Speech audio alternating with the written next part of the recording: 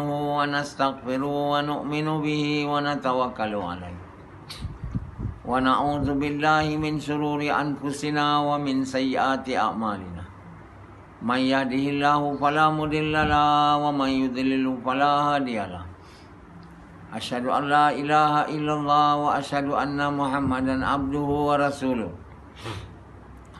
صلى الله عليه وسلم تبارك وسلم تسليما كثيرا أما بعد بسم الله الرحمن الرحيم ومن أحسن قولا ممن دعا إلى الله وعمل صالحا وقال إنني من المسلمين. My dear brothers and respected elders, day in, day out, week in, week out, we remain the same. Our needs remain the same. Our desire keep on increasing. We are becoming more degrading. And this is not good. Our desire keep on increasing and we are continue to degrade in our characters, in our qualities. This is not what we are meant to be. You know, day in, day out, week in, week out, our desire continue to decrease. Our qualities continue to become better than yesterday. Today better than yesterday. Tomorrow better than today. And these are what we are meant to be. A person who continually upgrading themselves to the qualities which are desired by Allah. Allah subhanahu wa ta'ala love good qualities, not bad qualities. And bad qualities will emanate from us once our desire increases for these worldly things. These worldly things, these worldly materials are very amusing to us. We look at the material things we have desire to acquire.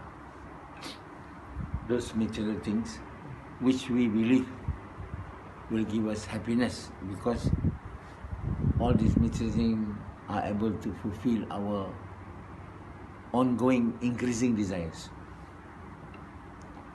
So as we live in this world, we continue to uplift the level of our desire to a higher level, which means we continue to degrade ourselves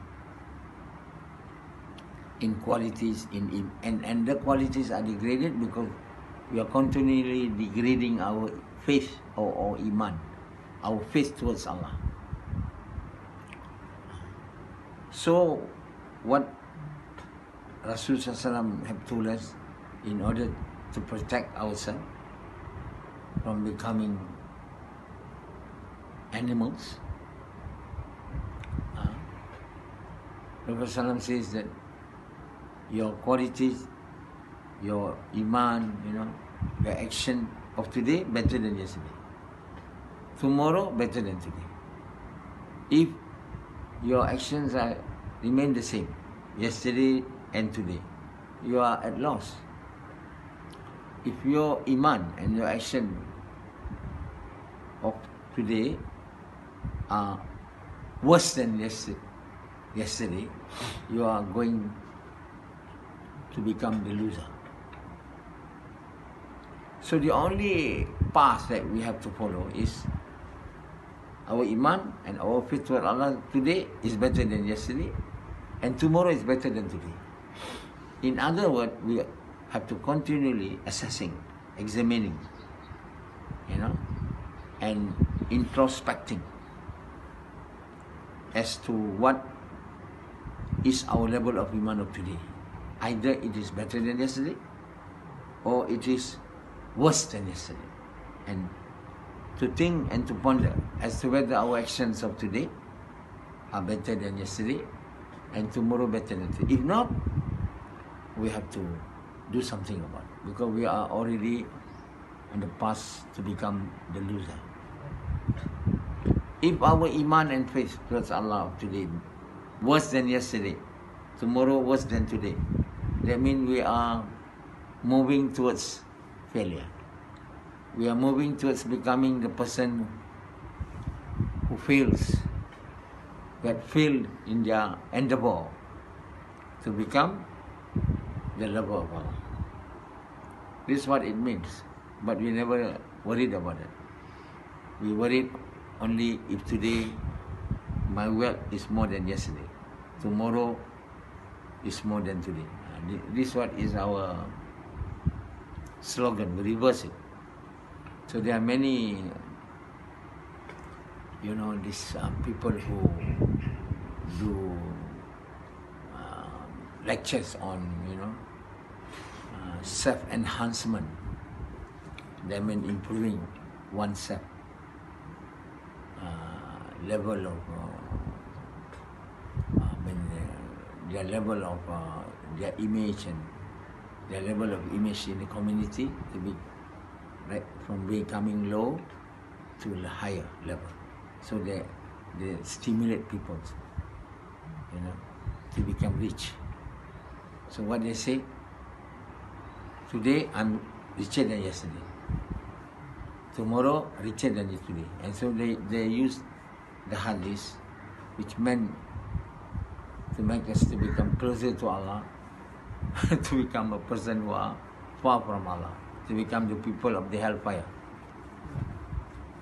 So what a mistake, what great flaws we have done to ourselves and to the people by stimulating them to become worse than yesterday, and today worse than yesterday, and tomorrow worse than today. We are continually going on the path of failure, on the path of becoming Satan, on the path of becoming animals. First we become animals, then we become Satan. The difference between Satan and animals, do you know? Samad? Do you know? You don't know. You are professors, associate professor in computer in one of the renowned private university also, UCSI. You didn't even know the difference between Shaitan and animals after living 45 years in this earth. What knowledge you have? Now he admitted that he has no knowledge. But in your university, you are known as a knowledgeable person, I think, because that's why you are awarded associate professor, isn't it? To them, you are knowledgeable. But to me, and now you realize that you have no knowledge. Even the difference between Shaitan and animal, you cannot tell me. Yazid is, surely he cannot answer. I don't know. You can? I don't know. Rashidi? No. So you don't seem to be very clever, all of you. Fools. Groups of fools, teaching fools. When we are teaching fools, there's not much use, because these fools, when they hear what I speak as music, as song. They don't practice it. These are fools. So there are a bunch of fools here. But I continue to speak because I speak to please my Lord, not to make them happy. So even though I'm lecturing to fools, they regard me as singer. They don't practice whatever I've said. They only want to hear. But they are good in some way than those who doesn't want to hear. But they are only fools. Fools are who knows the truth but do not want to practice. Like Hanzala, he's fools. He knows many truths but refuse to practice the truth, and he wants to practice falsehood. So fools are not in paradise. Fools surely will be in hellfire. So what is shaitan and what is animal? We must know this difference. Otherwise, without realizing, we end up to become shaitan. But we are on the way to become shaitan, because today is worse than yesterday, and tomorrow is worse than today. That means we are going towards becoming animals and later on becoming shaitan. So animals are the creatures of Allah who fulfill their desires. Their aims of life is only to fulfill their desires. That's all. Their carnal desires. They're only thinking of eating, sleeping when they're tired, drinking, having sex. Like Sufyan. He's on the way to become animal. If he is fulfilling these desires, without looking at others and safety, then you become a very wild animals. They kill, they do anything they like in order to fulfill their carnal desire. They are very wild animals, beasts. They are not yet becoming shaitan. Shaitan is a person who do evils, who fulfill their desire and invite others. Invite others to do evils. These are shaitan. These are satanic actions. There are many men and many jinns who not only become animals, but they also become shaitan. When they start inviting others to do evils. There are some drug addicts who only take drugs, but there are also drug addicts who invite others to become drug addicts. These are shaitan. So the level of punishment are different between animals and shaitan. The government usually will try to cure the animals, the drug addicts who doesn't invite others to become drug addicts, who doesn't sell drugs, in other words. But the government of Malaysia will certainly slaughter the person who have become shaitan and animals.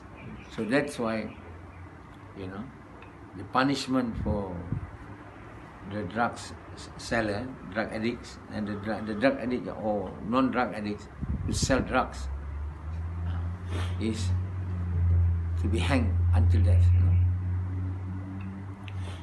No, now Malaysia have changed. I think they have taken out that law. They say very severe punishment. I heard in the plane. Usually they say we hang to death, but now they change it. Because some human, this movement are saying that it's a very cruel thing to say that. Human, human rights movement. So my dear brothers, that's a shaitan. Shaitan, satanic works or satanic actions are to invite others to evils. So there are some people who are pious. They only do worships on their own, They only pray. They don't want to invite others to believe in Allah. They only pray, fast. These are people who are so-called, people of worship. Could be called pious, but not pious actually. But if they want to become the difference between normal people and those who do the work of prophets, or prophets are the people who invite others to good. Prophets are those who invite people to good. Similarly, those who do the work of prophets. Actually, the entire followers of Prophet Muhammad, the Prophet Muhammad and all other prophets are given the same order as Allah has given the orders to the Prophet. The same orders are given to the followers of the Prophet. It is not that the order to invite others to Allah, to good, are given only to Prophet, but it's given also to the followers. But now we say no. The orders are given to Prophet. So if people who only obey and worship and they don't do the work of inviting people to Allah, to good, they are pious people. But if they do, and then they will do the work of Prophet. So this is not compulsory to the work of Prophet. It's a choice which the followers can make, either to do it or not to do. And this is nonsense and terribly wrong. And because of this mistake of ours, we have gone astray from the correct path. You know, we have become deviated from the true path. This is the very reason why nowadays Muslims, also so-called Muslims, are really not Muslim. They cannot become Muslim without doing the work of prophets, without following one by one. You know, there are only few orders of the which Allah has given. Not only it is not on orders actually. For prophets are allowed to marry more than whatever they want, and prophets are allowed to marry as they wish. There's no number. But these are not given. This is not an order actually. Only allowance. You know, exception. Other than the Prophet, the maximum is to be able to marry 4. But even that is not an order if you can do justice to all your 4 wives. If not, it's better to marry 1. So the real order is to marry 1. That is the real order. So those people say, you know, those the so-called Muslim, they say, I want to become Muslim because I can marry 4. This is a person who wrongly understood the order to marry. Actually, the order is to marry 1.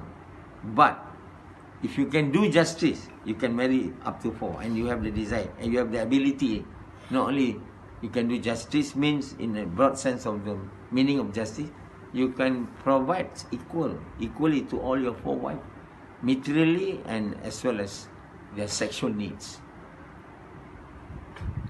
But if you can't do justice to all your 2 wives, 3 wives or 4 wives, then it's better. It's in the Quran that you marry 1. But they manipulate the law, the order, and say, you know, like Rashidi, I can marry 4. Or I have not fulfilled the quota yet. I have only 1. So I have to fulfill the quota till 4. This is not quota. It is actually, Allah says, you know, Allah knows that peoples are different. Sexual desire of everyone is not the same. So Allah says, if you have strong desire, you can marry 4, but provided you can do justice. If you can't, it's better to do 1. And in that case, you have to suppress your desire. The reason as to why you have to suppress, because you don't have the Iman and the faith to do justice. In order to be able to do justice, you have to be a man of strong Iman and strong faith in Allah. If you don't, then you can't. And you better marry 1. But this, you know, an injunction or this order are manipulated by so many Muslims, so many so-called Muslims, which make the non-Muslim look at Islam as a religion who teaches his followers to be sexually mad, like Yazid, you know, who are mad with sex. He used to be, not now. Now I give him an order, because he doesn't want to divorce his wife, to have sex with his wife 3 times in a week. But he said, please, reduce it to 1. I said, no. You must obey this order until the time when your wife say, go and marry another one. Or, I cannot be your wife anymore, divorce me. I used to give him the order to divorce his wife 10 years ago. Unwillingly, he doesn't want to obey. He is unwilling to obey. He has chosen to disobey. The 10 years period has expired. Now I change a new order. You have to do sex 3 times a week. He find it hard. He want to reduce it. He asked me to reduce it. I said no. Go ahead with this order. He said, I sit for a long time to wait for my erection. You know? not like before. I will jump at her. Every night I will have sex. When I grow old, I become sexually less inclined. So when Ahmad Sahib says, you love your wife more than Allah. No. No more now. He was thinking that when he does less sex, he doesn't love his wife. No. It's only his ability and capability to do sex has reduced, but not his desire, not his love. He remained in love with his wife more than Allah. He more in love with his wife. And he loved his wife more than Allah. And this is a sin. This is shirk. That shirk will not make him to become true believer. Will never be. Anybody who commits shirk or who associated Allah with other than Allah will never be able to become the true believers with the Buddha. The true believers are those who are having shirk to a tolerable limit, Tolerable to Allah. That means must be, you love something, must be less than your love towards Allah. The love towards Allah must be supreme. Then only you can become true believers. Not really true, but somehow or other it is mentioned as true, righteous, having fear of Allah, righteous or who are having true belief. But what Allah desire is to have nothing of love to anything other than Allah. In other words, Allah wants the man to become the lover of Allah. But if you can't, then you become the true believer with the good deeds. True believer means your love towards Allah is more than your love towards other than Allah. But Yazid has loved his wife or other than Allah more than Allah, and similarly with all of you. So you cannot become true believers, and naturally your deeds are not good. So you may become a believer, but not a true believer, they call. Those who have recited the kalima but still having shirk, like Yazid and Samad having shirk to tolerable limit, very little. So it's not truly the true believers. So we can call Yazid a believer. But Sufyan, his Iman has completely, deleted. Then he turned to become the person who have recited the kalima. He's not a believer because he loses all his Iman. When Appendi first come to join us, he was that time was not even Muslim. He was not even a person who have recited the kalima. Then after that, he became the person who have recited the kalima. Slowly and steadily he become a believer. Yes, Iman. Person who have Iman, at time they have Iman, at that time they lose their Iman. Until they come to the level of Iman in which the love towards Allah more than the love towards other than Allah. At that time he started to become the true believer with good deed, but not truly. So the Iman should increase and increase and increase until really his deed become true good deeds. But those prophets of Allah, they are not only true believers with good deeds, they are the lovers of Allah, because inside their heart there is no other love other than the love of Allah. Sufyan has lost his love towards Allah completely. He have only the love of the material things, nothing. But he recited the kalima. So we can't call Sufyan a believer. We can call him a person who have recited the kalima. If Sufyan do and obey the order of Allah to call people to Allah, to invite people to good and forbidding people from evil in the way of Muhammad Sallam, with the intention to please Allah until Allah is pleased, then Allah will start to inject into his heart, into his belief, the love of Allah.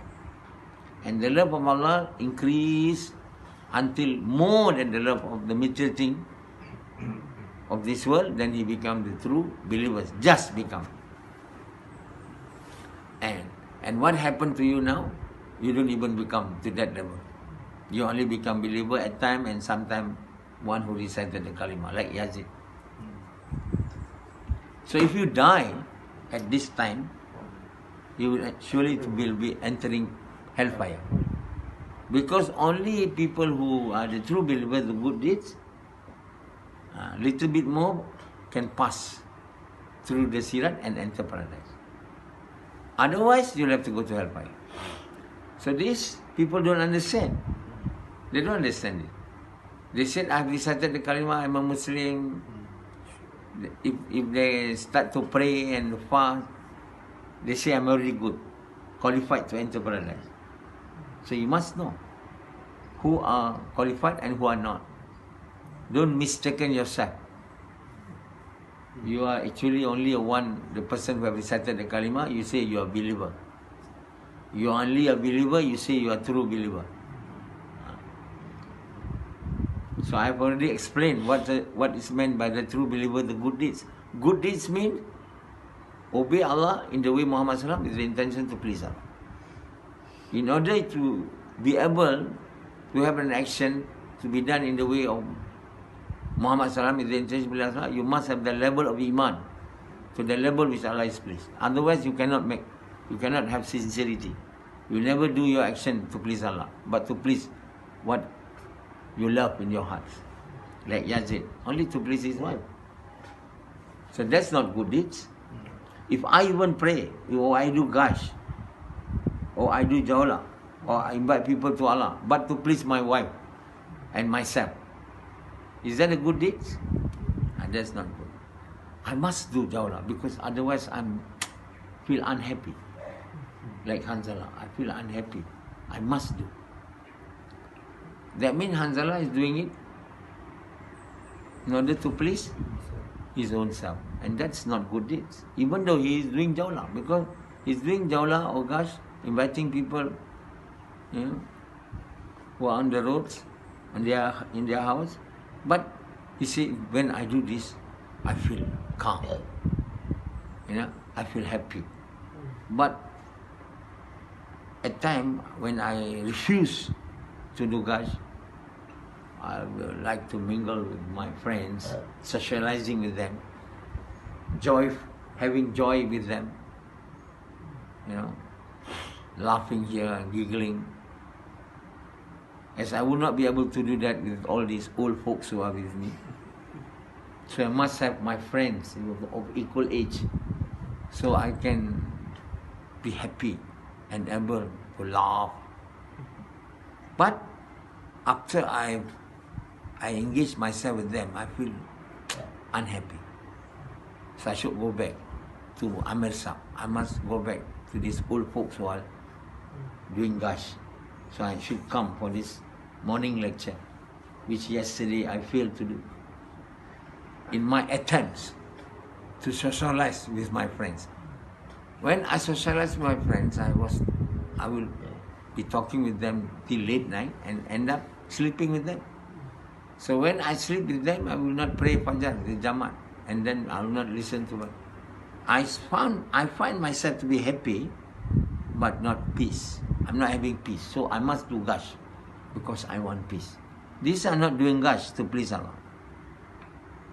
You don't mistaken this as you are having Iman, no. You are having no Iman, you are only entered Islam. Because you don't have the Iman to the level which Allah is pleased. Because you cannot do it to please Allah. Just because to become calm. To become at peace with your soul. Like Rashidi too. He only do gash to make himself to be at peace with his soul. His soul like it. Like the actions of going for gash, jawla. So if he doesn't do it, he is not feeling at peace with his soul. So he must do. This is not sincerity. We must be very sure that we are doing it to please him. that you need a very strong Iman, very high level of Iman. Otherwise, you can't. This many people don't know. They say, how to know that I do it for Allah? Once you do it for Allah, the deeds are accepted. Then the consequences of acceptance of the deed, you have Iman. Continually doing the deeds which are acceptable to Allah, the jawla, then your Iman increase the level, which make your salat become khushu. If you don't, that means you don't reach that level. In prayer, in your salat, you remember many things other than Allah. Whereas salat is supposed to be the order of Allah in which we will remember Allah. But unfortunately, in salat we don't remember Allah. We remember other things than Allah. That means the shaitan is still in control over us. Who are the people whom Allah has given shaitan to control over them? The people who do shirk to the level which is intolerable. Or tolerable but very little. So you can assess yourself whether you are a true believer or not. If you don't have khushu, you surely will not have sincerity. Because sincerity comes before khushu. Some level of sincerity, not completely sincere.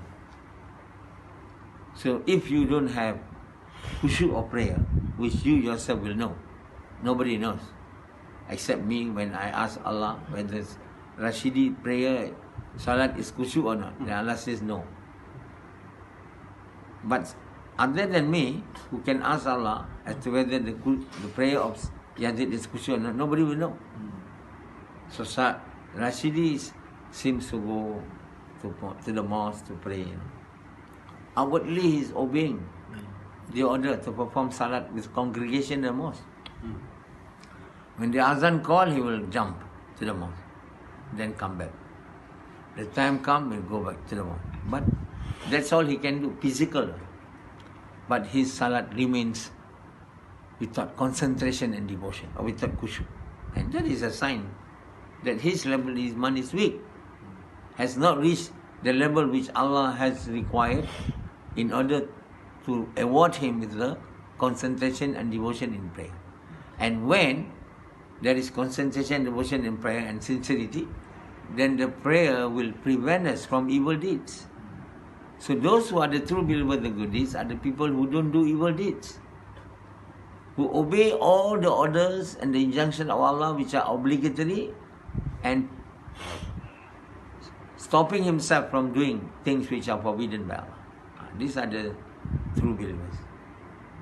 And their deeds are always good, and on the day of Akhirat, they will be given the books of record on their right hands. And when he is given his book of record, that means he is a man whom Allah will decide to enter paradise. Why? Because his book account contain only good deeds, or good deeds more than evil deeds. But if somebody will be given on the day of his book of account, the records of account, on the left hand, or from behind his back, he's a man, whom Allah will throw him into the hellfire. Why? Because his good book of records, the evil deeds are more than the good deeds. Or no good deed at all bad deeds or evil deeds. So Allah says in the Quran, he will return to his companions with sadness and unhappiness, because he knows already he will be thrown into the hellfire. So now, while you are living in this world, you have the time to either spend all the time to acquire these material needs of the world, or to also acquire the need of yours in the hereafter. And what should be done? You should give more priority, more time to acquire your needs in hereafter rather than your needs in this world. So it's so unfortunate if you give your time in this world totally in the effort of acquiring these material needs. You'll be fools. And it is very wise to give more time to acquire your needs in the hereafter, because the time of your death is unknown to you. Okay.